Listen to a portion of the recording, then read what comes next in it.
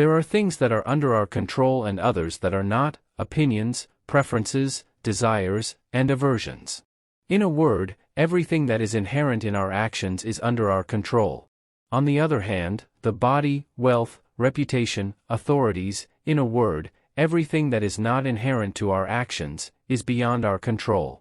This is how the manual or guide to life of the famous Greek philosopher begins.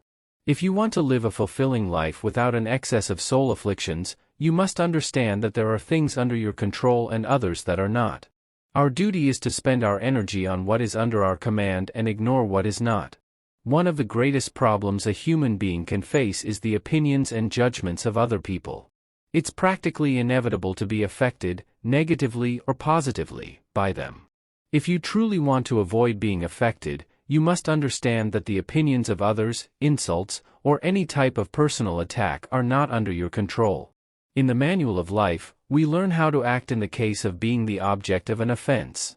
Therefore, the purpose of this video is to extract the teachings from the famous Manual of Life in order to achieve a mental state that allows us to reduce or eliminate all kinds of suffering arising from the judgments of others. Through 7 teachings or principles extracted from Epictetus's Manual of Life, you will learn why you shouldn't worry about external feelings and how to achieve a state where opinions cannot harm you.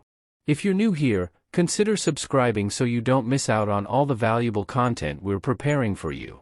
Insults or offenses, Epictetus says, remember that he who insults or strikes is not insulted but rather his own judgment that these actions are offensive. Therefore, if someone provokes you, keep in mind that it's your own opinion that is disturbing you in the first place. Try not to be swayed by appearances, for once you gain time and calm down, it will be easier to control yourself. One of the keys to not caring about the opinions of others is to understand that the insult or offense is not inherently harmful. The emotional discomfort that accompanies the insult actually comes from how we process that insult. When someone belittles you or disrespects you, think that this insult will only harm you if you allow it. If you react negatively, the true worth of a person should be measured by how much they can tolerate negativity. Unfortunately, life is like that. When you feel insulted or offended, ask yourself, do I want to win or lose? Do I want to yield to what I cannot control?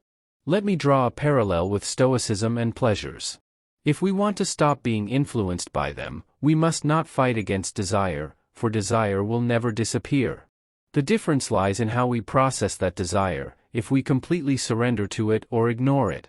In this way, if you manage not to be disturbed by the insult, the satisfaction you will feel afterward will make you someone superior and capable of advancing steadfastly through adversity. Surely, you're thinking of that time when a negative comment ruined your day or week despite your efforts. Let me tell you that I understand how you feel, as everyone has been in that situation at some point. If this is your case, I recommend you keep watching, as in the next principles, we'll address self-control. Maintain firm purposes. In this principle, we must understand that if we want to avoid being affected by the opinions of others, it's as follows: if you have the firm purpose of understanding philosophy, prepare yourself from the start to be ridiculed and suffer mockery from the crowd. Prepare to hear people say, suddenly, he became a philosopher, or, where does this arrogant attitude come from? Make sure not to adopt that arrogant attitude and stay firm in things that contribute to your well-being. Remember, if you remain steadfast in your position, the same people who used to ridicule you will end up admiring you.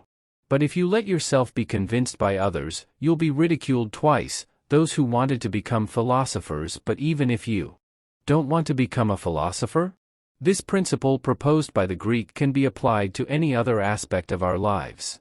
This principle is essential, as many people neglect their true talents just to please dissenting voices.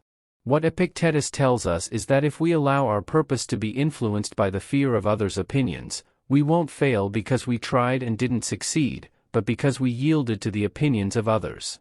We shouldn't interpret this as a failure but as a real problem. When a person gives up just to avoid social conflicts or to prevent others from opining about them, it's worth persevering, even if there is mockery or questioning for a while.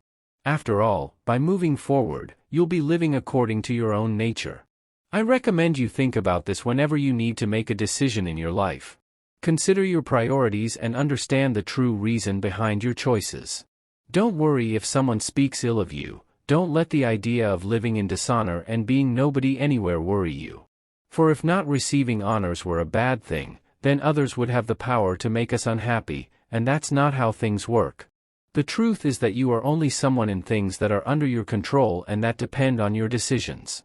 This principle is indeed very relevant in our days.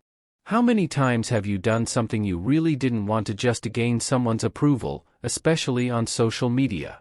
Social validation on these platforms can be like poison to a person.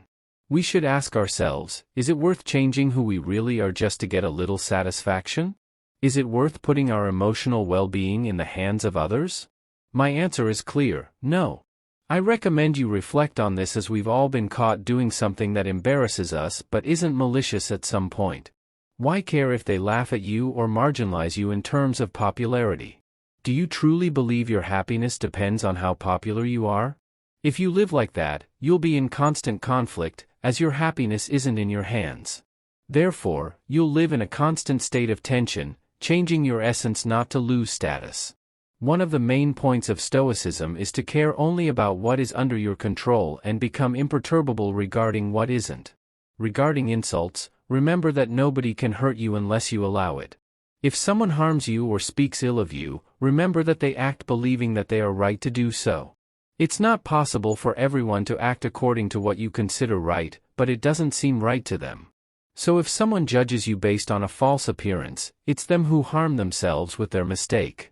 Therefore, tolerate the person who insults you with patience and repeat to yourself, that's just what they think. Exercise high control. For an insult to turn into an offense, as Epictetus said, we must have the same respect for our mind as we do for our body. I'm sure you wouldn't allow a stranger to enter your house every day, knowing the threat that would pose.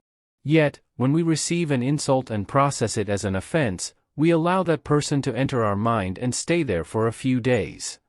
Because then we allow strangers into our mind when we would never let them into our homes.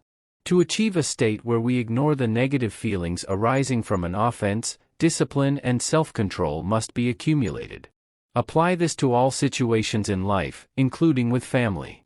When you're angry, control that emotion, as it will prevent much unnecessary suffering and make you feel more at ease with yourself. Believe me, this will make a significant change in your life. Act according to your best judgment. We shouldn't be ashamed of being seen acting according to our principles, even if others may form a wrong idea of what we're doing. If we're acting correctly, why fear others' wrong judgment? This also applies to the use of social media, where we often allow our happiness to depend on popularity or validation from others. This leads us to act to please them instead of following our path. Don't worry if someone speaks ill of you. If someone harms you or speaks ill of you, remember that they act assuming they are right to do so. But it's not possible to think that everyone would act according to what seems right to you but not to them. Therefore, if they are judging from a false appearance, it's them who harm themselves with their mistake. Based on these principles, tolerate the person who judges you with patience, and on each of these occasions, tell yourself, no one can hurt you. No one can hurt you. Through this seventh principle, we analyze the motivation of the sender of the insult. What it tells us is that we can't expect everyone to act according to what you consider right or according to your worldview. This way of thinking can be very harmful.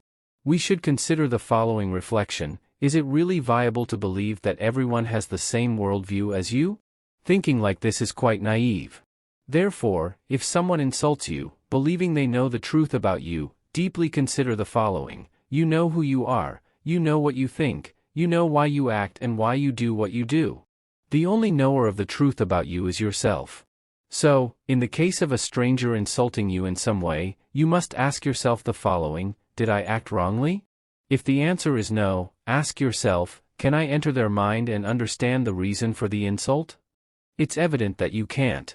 Therefore, in the case of having acted correctly and facing ignorance about the motivation of the insult, you should be content, as you are the person in the world who knows yourself best. In the case of having acted correctly, you shouldn't carry the burden of regret, as Epictetus said regarding the person who insults you, that's how it seemed to them. To conclude, I would like to end with the following lesson from Epictetus: How much longer do you think you'll delay becoming worthy of the highest progress and following the teachings of reason? You have already received the philosophical principles with which you should be familiar. What other master are you waiting for to begin improving? You are no longer a teenager but an adult. So, if you continue neglectful, lazy, and constantly postponing things, adding excuse after excuse and putting off the day you will dedicate to yourself, life will pass by while you remain ignorant until the day of your death. What did you think of the video? Let me know your opinion in the comments. If you're new here, be sure to subscribe to embark with us on the paths of wisdom. Goodbye.